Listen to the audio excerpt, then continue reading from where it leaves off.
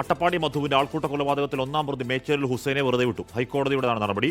16-ാം പ്രതിയുടെ ശിക്ഷ ഉയർത്തണമെന്ന സർക്കാർ ആവശ്യം കോടതി അംഗീകരിച്ചു. 4-ാം പ്രതി അനീഷ, 11-ാം പ്രതി അബ്ദുൽ കരീം എന്നിവരെ വെറുതെ വിട്ട വിചാരണ കോടതി നടപടി ഹൈക്കോടതി ശരിവെച്ചു. ശിക്ഷാവിധി ഉച്ചയ്ക്ക് ശേഷം പ്രഖ്യാപിക്കും. വിഷ്ണു സുരേഷ് വിവരങ്ങൾ ചേർന്നു. വിഷ്ണുവും 1-ാം പ്രതിയെ കുറ്റമുക്തനാക്കാൻ വെറുതെ വിടാൻ ഇടയായ സാഹചര്യം എന്താണ് എന്ന് പൂർണ്ണമായി വ്യക്തമായോ വിഷ്ണു?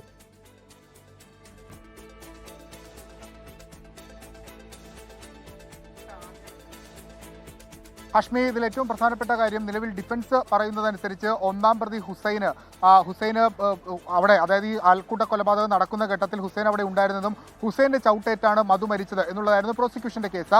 അതിനായി 8-19 സാക്ഷികളാണ് ഹുസൈനെതിരെ മൊഴി നൽകിയത്. പക്ഷേ ഡിഫൻസ് പറയുന്നതനുസരിച്ച് 8-19 സാക്ഷികൾ ഈ സംഭവം നടക്കുന്ന സമയത്ത് അവിടെ ഉണ്ടായിരുന്നില്ല. അതുകൊണ്ട് തന്നെ ഹുസൈനെതിരെ അവർ നൽകിയിട്ടുള്ള മൊഴി നിലനിൽക്കില്ല. അത് ശാസ്ത്രീയമായി തന്നെ തെളിയിക്കാൻ തങ്ങൾക്ക് സാധിച്ചു. ആ ഒരു പശ്ചാത്തലത്തിലാണ് ഹുസൈനെ ഈ കേസിൽ നിന്ന് കുറ്റവിമുക്തനാക്കിയതെന്ന് നമ്മൾ മനസ്സിലാക്കുന്നു. നേരത്തെ തന്നെ അത് ഏറെക്കുറെ വ്യക്തമായിരുന്നു. കാരണം ഈ കേസിൽ മറ്റു പ്രതികളൊക്കെ ഹൈക്കോടതിയിൽ ജാമ്യവുമായി എത്തിയിരുന്നു. എന്നാൽ ജാമ്യ ഹർജിയുമായി ബന്ധപ്പെട്ടൊക്കെ എത്തിയിരുന്നു. ആ ഘട്ടത്തിലൊന്നും ജാമ്യ ഹർജി പരിഗണിച്ചില്ല. പക്ഷേ ഹുസൈന് കോടതി ജാമ്യം നൽകുന്ന സാഹചര്യമുണ്ടായി. അത് ഈ പ്രത്യേക സാഹചര്യങ്ങളൊക്കെ പരിഗണിച്ചാണെന്ന് ഹുസൈന് ജാമ്യം നൽകിയത്. അതാണ് ഹുസൈനെ ഈ പ്രധാനപ്പെട്ട പോയിന്റാണ് ഹുസൈനെ കേസിൽ നിന്ന് മുക്തമാക്കാനുള്ള സാഹചര്യത്തിൽ പ്രധാനപ്പെട്ട വഴിവെച്ചത്. മറ്റൊന്ന്, ഈ കേസിൽ നേരത്തെ വിചാരണ കോടതി കുറ്റമുക്തരാക്കിയ 11 പ്രതികൾ അനീഷിനെയും അബ്ദുൽ കരീമിനെയും കുറ്റമുക്തമാക്കിയ വിചാരണ കോടതിയുടെ നടപടി ഹൈക്കോടതി ശരിവെച്ചിരുന്നു. 16-ാം പ്രതി മുനീറിന് വിചാരണ കോടതി 3 മാസം ശിക്ഷ മാത്രമാണ് നൽകിയത്. പക്ഷേ അതിൽ ശിക്ഷ ഉയർത്തണമെന്ന് പ്രോസിക്യൂഷൻ ആവശ്യപ്പെട്ടിരുന്നു. ആ ആവശ്യം ഹൈക്കോടതി അംഗീകരിച്ചിരുന്നു. ഇപ്പോൾ ഈ പ്രതികൾക്കെതിരെയൊക്കെ നിലനിൽക്കുന്ന പ്രധാനപ്പെട്ട വകുപ്പുകൾ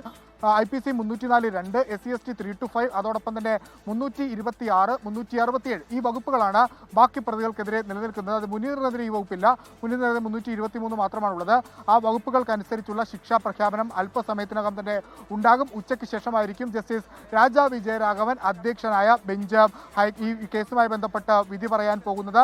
നാടിനെ നടുക്കിയ ഒരു കേസായിരുന്നു. 2018 ഫെബ്രുവരി 22-നാണ് മധു മുക്കോലി ജംഗ്ഷനിൽ വെച്ച അതിക്രൂരമായ മർദ്ദനത്തിന് ഇരയായി കൊല്ലപ്പെടുന്നത്. പിന്നീട് അവിടെ നിങ്ങോട്ട് അതിസങ്കീർണമായ വിചാരണ കാലയളവ് നമ്മൾ കണ്ടതാണ്. 2ഓളം വരുന്ന പ്രോസിക്യൂട്ടർമാർ മാറി. ഏറ്റവും ഒടുവിൽ ഒരു പ്രോസിക്യൂട്ടർ എത്തിയാണ് കേസിന്റെ വിചാരണ നടപടികളൊക്കെ പൂർത്തിയാക്കിയത്. ഈ കേസിന്റെ വിചാരണ തുടങ്ങാൻ തന്നെ 4 വർഷം, മധു കൊല്ലപ്പെട്ട് 4 വർഷത്തിന് ശേഷമാണ് വിചാരണ ആരംഭിച്ചത്. കുറ്റപത്രം സമർപ്പിക്കുന്ന സ്ഥലത്ത് സ്ഥിരം ജഡ്ജി ഉണ്ടായിരുന്നില്ല. അങ്ങനെ കുറേയേറെ പ്രശ്നങ്ങൾ, സാങ്കേതികപരമായ പ്രശ്നങ്ങൾ ഉണ്ടായിരുന്നു.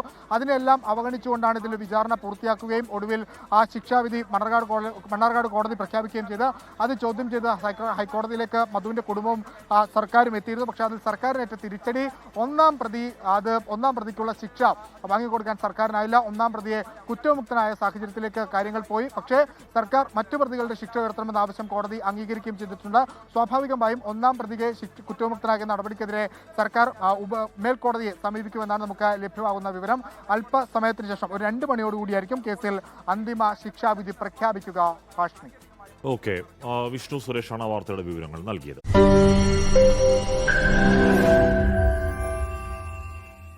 ലോകത്തെവിടെയായാലും ഏത് സമയത്തും 24 വാർത്തകളും ഓഗ്മെന്റഡ് റിയാലിറ്റി പാക്കേജുകളും എക്സ്പ്ലെയിനറുകളും വിശദമായി കാണാൻ ഞങ്ങളുടെ YouTube ചാനൽ നിങ്ങൾക്ക് സബ്സ്ക്രൈബ് ചെയ്യാം.